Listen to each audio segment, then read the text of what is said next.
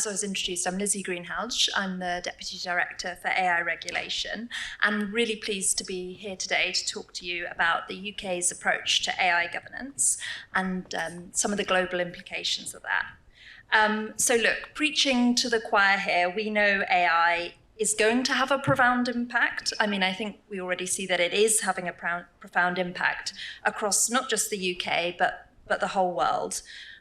We're really excited to see the huge increases in productivity, the innovative new services, the worlds of new possibility from science to medicine that AI can bring.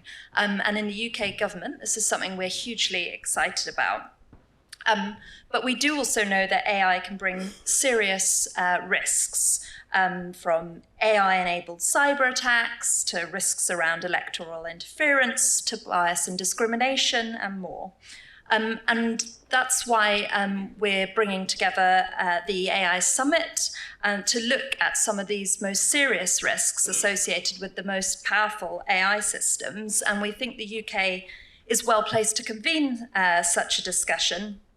The UK, across a number of different metrics, is third behind only the US and China, and we're home to some of the world's leading research institutes, as well as some of the most innovative AI businesses in the world. So we're so pleased to have so many of you here for the important summit discussion. But before I turn to the international picture, I thought I'd say a little bit more about the UK's approach and how we're thinking about governing AI domestically. So I guess our starting point is we want the UK to be one of the best places to start and scale an AI business. We want our innovators to thrive. But we do think, as part of this, making sure consumers and businesses have confidence in AI products and services is really critical to unlocking that innovation. So we think making AI, making sure it's developed safely and responsibly and is deployed safely is key to driving that innovation. And so that is why we published the AI Regulation White Paper in March this year, which set out some of our earliest steps to establishing that regulatory framework. We proposed 5 principles to govern AI, building on work by the OECD. These included safety and security, fairness, transparency, and explainability, as well as accountability and contestability.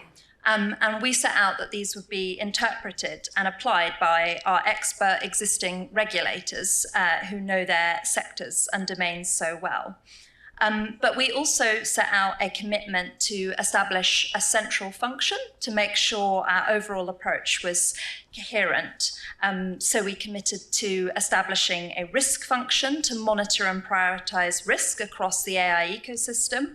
And we also set out a commitment to have a central function to make sure our regulators work closely together and our regulatory approach is streamlined and coordinated.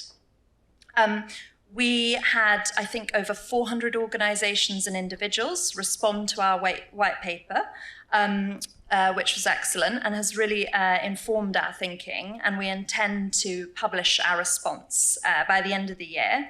But worth saying that since publishing the white paper, we've been moving quickly to establish our approach.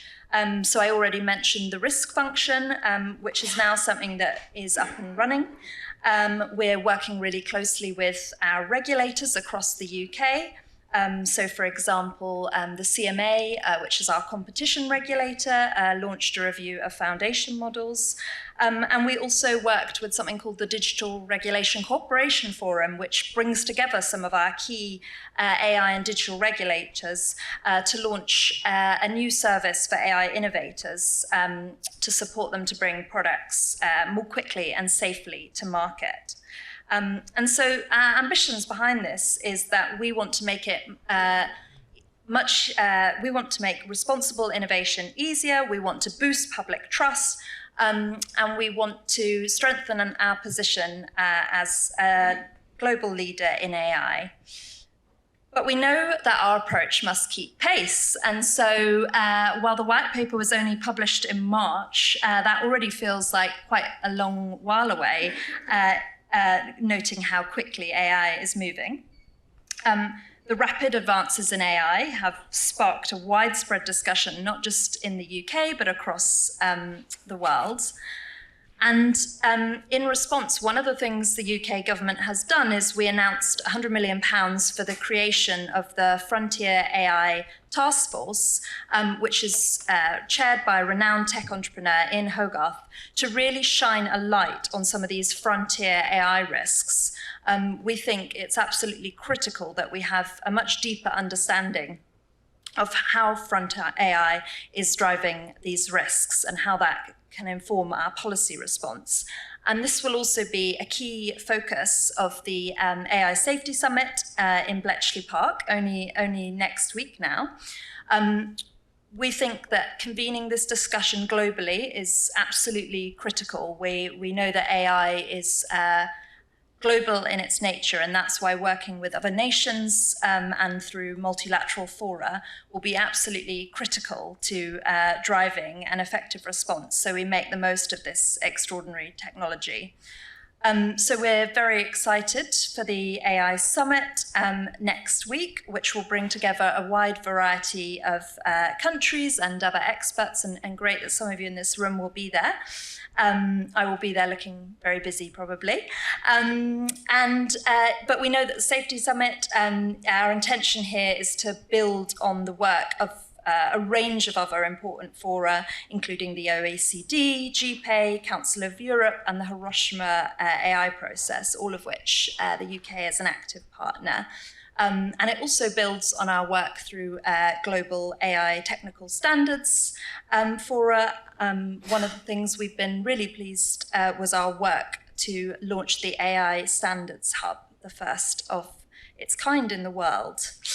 So that just gives you a little overview of some of the things that we've been doing in the UK. I guess the thing I'd stress is we know that we're only at the early stages of understanding the full potential of AI, and that's why we really welcome events such as today's and the work by Partnership on AI, your guidelines on foundation models, because we think to make the most of this technology, it's absolutely critical that we have as wide a range of voices as possible across other countries, governments, industry, civil society, and the wider public to inform how we get the right governance approach for AI. So we, unleash the full potential of this technology, and we welcome today's discussion. Thank you.